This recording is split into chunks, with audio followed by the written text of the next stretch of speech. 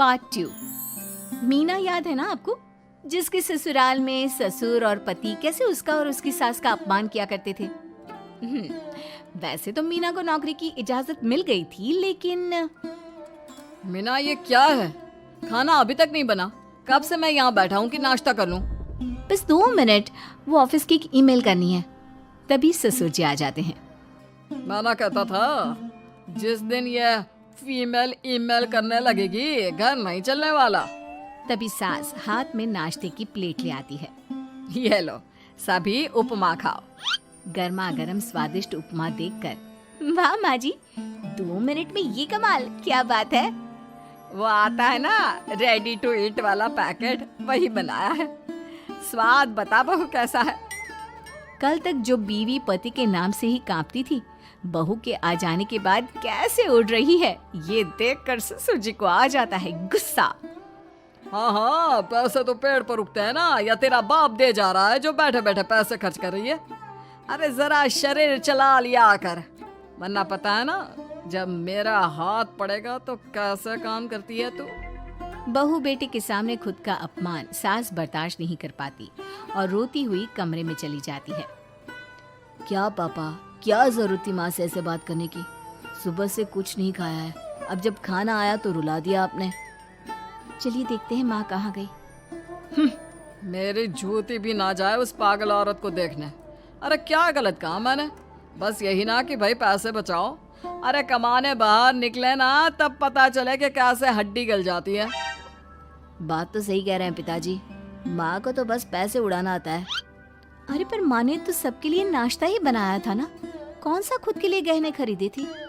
खैर, बहू समझ जाती है कि सारा मामला कमाई का ही है, क्योंकि सास कुछ करती नहीं, कुछ कमाती नहीं, तो ससुर जी उन पर हावी रहते हैं। फिर क्या था, अब थी बारी बहू की। माँ जी, दरवाजा खोलिए, देखिए मैं उपमा लेकर आई हूँ, गर्मा गर्म खा लेते हैं। सास कमरा खोल देती है। सामने खड़ी होती है बहू, हाथ में उपमा की प्लेट लेकर। बहू सास की सूजी आंख देखकर समझ जाती है कि मामला गड़बड़ है।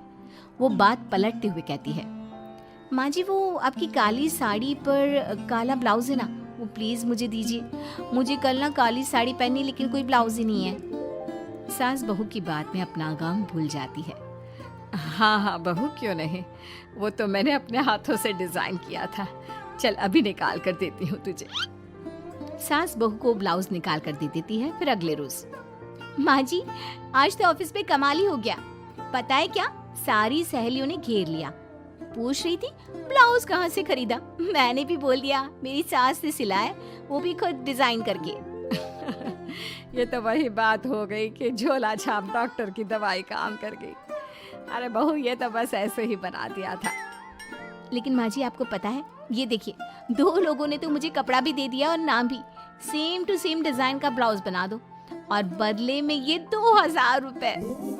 हाथ में 2000 देखकर सास की तो आंखें फटी की फटी रह जाती है। अरे बहू, ये तो कमाल ही कर दिया। ये काम तो मैं कल तेरे ऑफिस जाने से पहले ही खत्म कर दूंगी। सच्ची माँ जी, कैसे, इतनी जल्दी? अरे बहू, वो बस नाप है ना, उसी के आकार का काट काट कर डिजाइन ही तो देना है।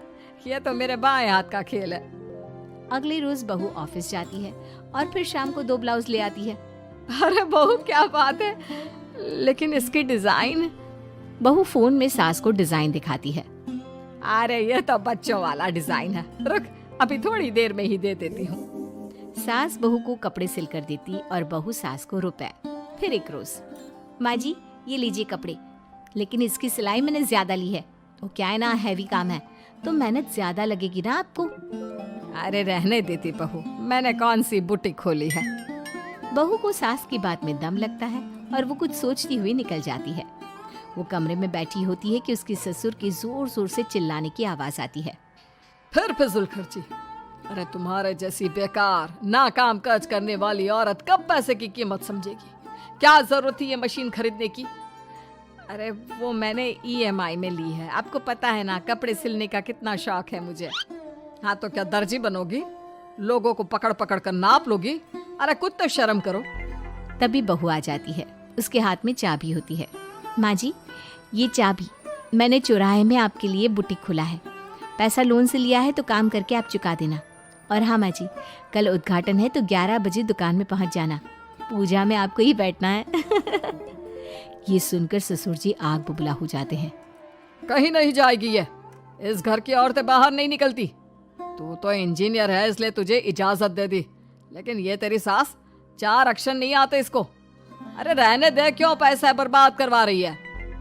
सास को डांटने की आदत ससुर जी को जो लग चुकी थी। सास बहू की ओर देखती है। तो माँ जी कल वक्त से तैयार रहना। ससुर जी आप ही तो माँ जी को कहते थे ना उन्हें पैसे की कदर नहीं है, तो अब वो खुद ही कमाने जा रही हैं। अरे और क्या पापा, देखिए मीना ने कितना अच्छा बुटीक खुला है माँ के लिए। अरे रहने दो, ये कुछ नहीं कर पाएगी, गंवार कही की। ससुर की रजामंदी ना होने के बाद भी सास काम करती है, लेकिन ससुर भी ससुर होता है। एक रोज सास देर से घर आती है। कहाँ घूम रही थी? ये कोई वक्त है घर आने का? घर का ठेका क्या आप मर्द लेंगे? अब लगोगी रसोई में, क्योंकि तुम्हारी बहू रानी भी नहीं आई अभी तक। पापा आज बाहर से ही मंगवा लेते हैं। आज बहुत ज्यादा काम था, किसी की शादी का पूरा कपड़ा सिलना था। कल उन लोगों की ट्रेन थी, खुद बैठकर काम करवा कर गए हैं। बहू ये पैसे हैं आज के गल्ले के, जरा संभाल ले। ससुर देख रहा होता है कि कैसे कल तक जिस औरत को वो बुरा भला कहकर डरा कर रखता था, वो आज उससे ज्यादा कमा रही है। देखते हैं कितना दिन कमाती है। ससुर अब रोज कोई ना कोई ऐसा काम करता जिससे सास का काम बंद हो जाए। फिर एक दिन, हे भगवान 10 बज गया, बुटीक खोलने का वक्त हो गया है, लेकिन ये मेरी साड़ी, इस पर ये क्या गिर गया? पता नहीं किसने क्या डाल दिया, अब क्या करूं?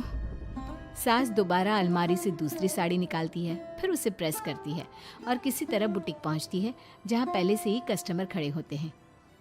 अरे क्या हो गया? लगता है काम चल गया तो मैडम के भाव बढ़ गए। पता है इस धूप में पिछले आधे घंटे से खड़े हैं, पता होता तो वो बगल वाली शॉप में ही दे देते। अरे माफ करिएगा, वो क्या हुआ ना, तैयार होकर निकल ही रही थी कि साड़ी में सॉस गिर गया। दोबारा साड़ी चेंज की तो आप आई। ठीक है, लेकिन अब आ गई है तो जरा जल्दी से कपड़े दे दो, हमें जाना है। सास को कस्टमर की बात बुरी लगती है, लेकिन क्या करें? वो जल्दी से सभी को सारा सामान देकर विदा करती है। सारा दिन काम करती है। वो निकल ही रही थी कि एक कस्टमर आता है। जी वो मेरी साड़ी है ना शादी की, उसका लहंगा बनवाना है। हाँ हाँ क्यों नहीं, बनवा लो। शादी की साड़ी के साथ इमोशंस जुड़े होते हैं। बिल्कुल सही बोला आपने। परसों मेरी शादी की सालगिरह है, तो जरा बना देना। अरे नहीं, इतनी जल्दी कहाँ तैयार होता है शादी का लहंगा? कम से कम 4 दिन तो। देखिए आप 2 दिनों में जितना कमाती है ना, वो मैं आपको 1 दिन में दे दूंगी। बस मेरी ये शादी की साड़ी का लहंगा बना दीजिए। सास को भी अब पैसे की लालच आ जाती है। वो सोचती है कि वैसे भी कोई अर्जेंट काम नहीं है तो वो मैनेज कर लेगी। अब ठीक है, नाप दे दीजिए। औरत नाप देकर वहाँ से चली जाती है। सास सोचती है कि घर जाकर रात में काम करेगी। ये सोचकर वो उस औरत की शादी की साड़ी घर ले आती है। वाह, अब काम घर पर भी ले आ रही हो। हाँ लेकिन घबराइए नहीं, घर के काम में कोई असर नहीं होगा। सास घर का काम करती है, बहू के साथ खाना बनाती है, खिलाती है और फिर क्या बात है सासू माँ, बड़ी जल्दी जल्दी काम कर रही हैं आज। सास बहू को सारी बात बताती है। क्यों माँ जी, इतनी भी क्या मेहनत करना? अरे बात सिर्फ पैसे की नहीं है, बल्कि उस बेचारी औरत की इमोशंस की भी थी। ये उसकी शादी की साड़ी है ना। ससुर पास खड़ा सब सुन रहा था। अब देखो, बहुत काम करने का शौक है ना, कैसे भरे बाजार तुम्हारी दुकान खुद तुम बंद करोगी। जब सास पूरी रात काम करके सुबह लेटती है, मौका देखकर ससुर कैंची से साड़ी को काट देता है। अगली सुबह, चलो कल आधा लहंगा सिला था, आज पूरा करके शाम को ही उसे उसका लहंगा सौंप दूंगी। लेकिन ये क्या, सास जैसे ही लहंगा उठाती है, लहंगा तो फटा होता है। वहीं ससुर छुपकर सास को देख रहा था। हाय रे, ये किसने किया? ससुर छुपकर हंस रहा था। बहू देख लेती है और ससुर के पास जाती है। पिताजी, आपसे ऐसी छोटी हरकत की उम्मीद नहीं थी। आप खुद ही दुकान बंद करेगी। ससुर वहां से चला जाता है। सास भी वहां आ जाती है। वो समझ जाती है कि उसके पति ने ही साड़ी पर कैंची चलाई है। लेकिन फिर शाम को, जी वो मेरा लहंगा तैयार हो गया? हाँ जी, मैं तो कहती हूँ कि आप एक बार लहंगा पहन कर भी देख ले। औरत लहंगा पहन कर आती है और खूब खुश हो जाती है। अरे ये लहंगा है ना अंकल जी कमाल का, आंटी जी ने बनाया है, बिल्कुल लेटेस्ट डिजाइन। औरत सास को ढेर सारे पैसे देकर चली जाती है। लेकिन मैंने तो ये औरतों का फैशन है, कहीं से सिल दो या कहीं से काट दो, फैशन ही होता है। चलिए शाम का खाना मेरी तरफ से, आज आपका जन्मदिन है ना, रिटर्न गिफ्ट तो बनता ही है।